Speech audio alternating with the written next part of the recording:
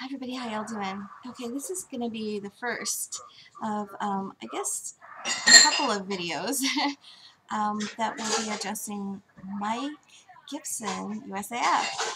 So, thanks for all of your questions, and I wrote some notes to try to address them because they were really very poignant, and I appreciated the entire timbre of the way that you approached not only the topic, but your compassion towards me. It was deeply appreciated.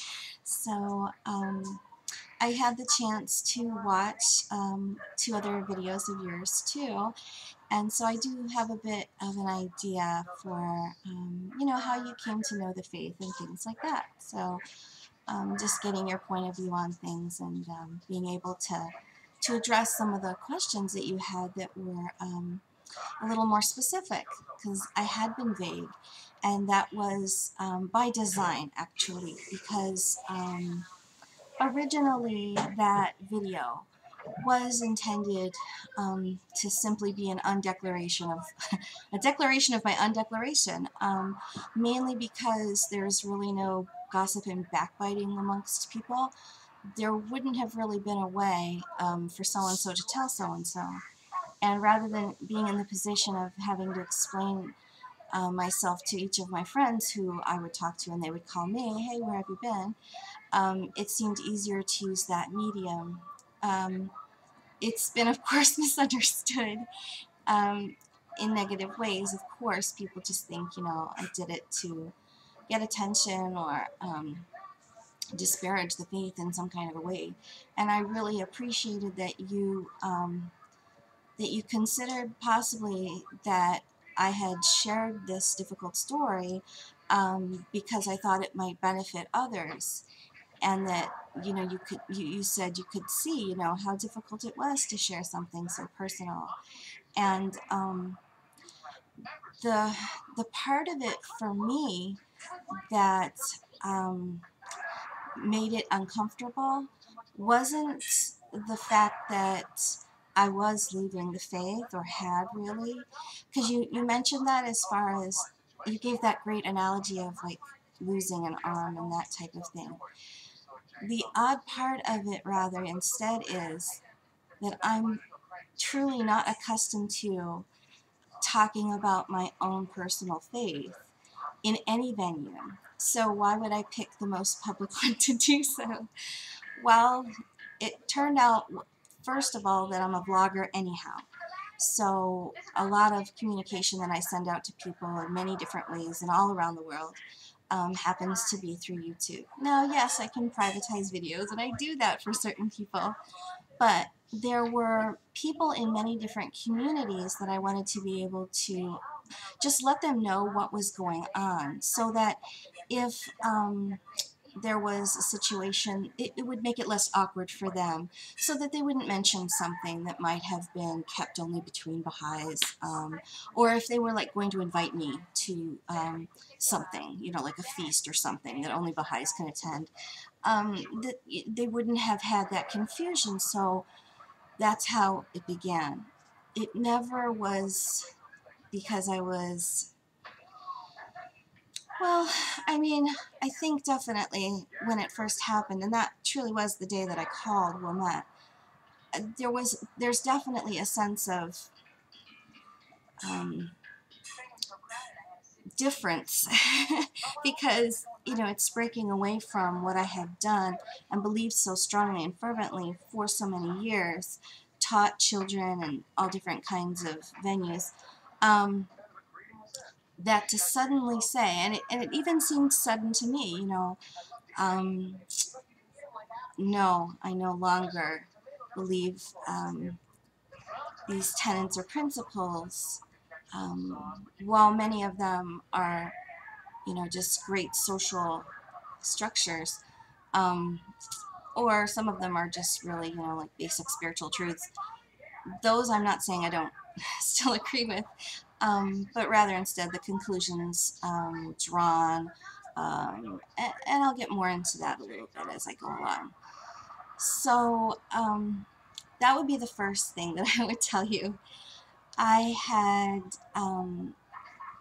had 1 month, okay, from the time of the 27th of November, which is what I count as being the day that I became Christian, to the 23rd of December, where I actually called Wilmette to remove my name from the rolls.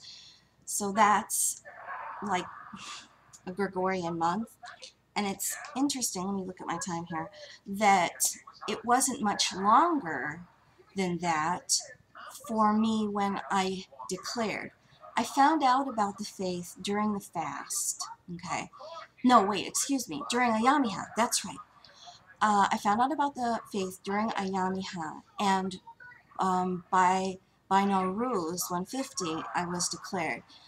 And I had only knowingly been around one Baha'i before that time. And it was the first event or, social situation being around other Baha'is that I attended in Cambria, California, where I declared. So the fact that those are both very short periods of time just indicates that there was a compressed um, sort of almost like a pressure cooker. There was a lot going on within those very short periods of time that made, all of those dominoes line up in a row for that to happen. One of the things that you mentioned had to do with, a bit of a disappointment because I had been vague, as you said. And yes, I was general. And I used this word before, so I'll say it again.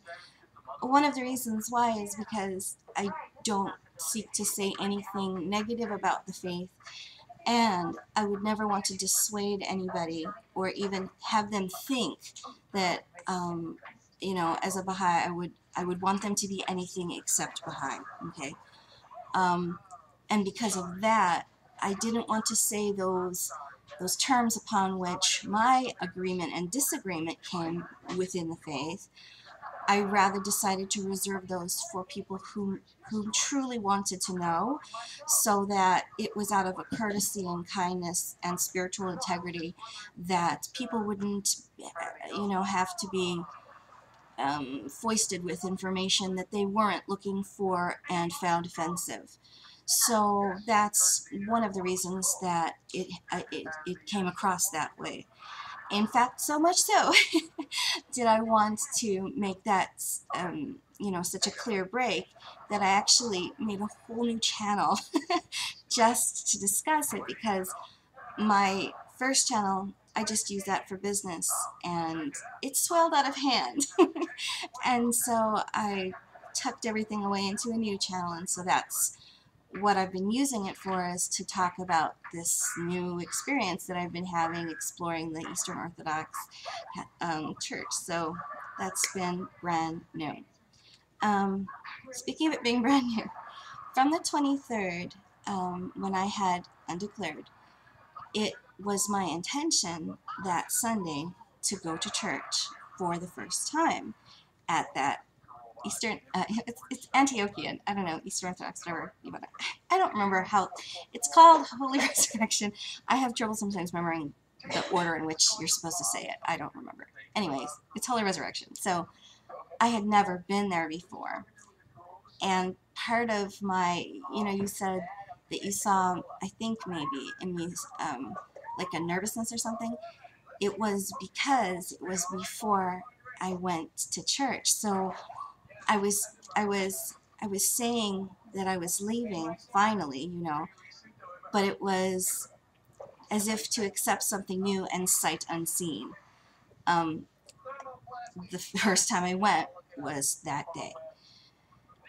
And I have vlogged every visit ever since, all these church visits that I've had, and lots of different questions and so on and so forth.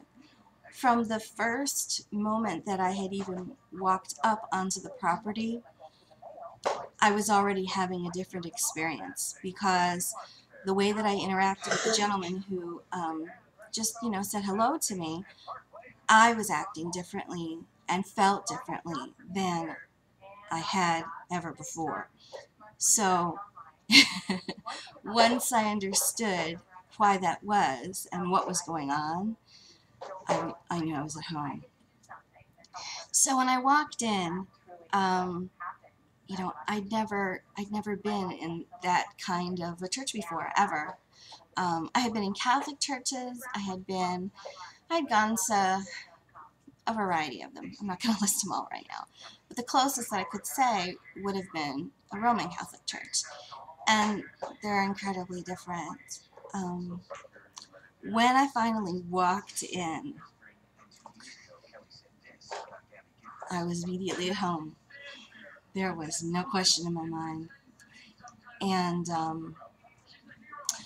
I don't know if you know about the temple in Wilmette, but it reaches an apex from a circle, okay? There's like this apex that comes up in the center. And when you look up, there's, in Arabic, it's the greatest name. And as a Baha'i, when I used to go to the temple, because I'm from Chicago, which is right by Wilmette, you know, I would look up at that greatest name, and, you know, that was supposed to be an amazing thing. And it was, but every time I looked at it, there was a twinge of something that I just couldn't quite tell. I couldn't, like, if you barely get a whiff of a scent of something and you can't quite identify it, you can't say, you know, what that was, then you go, but you may not know where to, you know, apply that information. When I went to the church, I instinctively looked upwards because it's this gorgeous, round, high, tall, you know, and it was all white, and because it's a brand new church, by the way, and all the way around were these windows in which were streaming just clear light. And I remember the sense of complete peace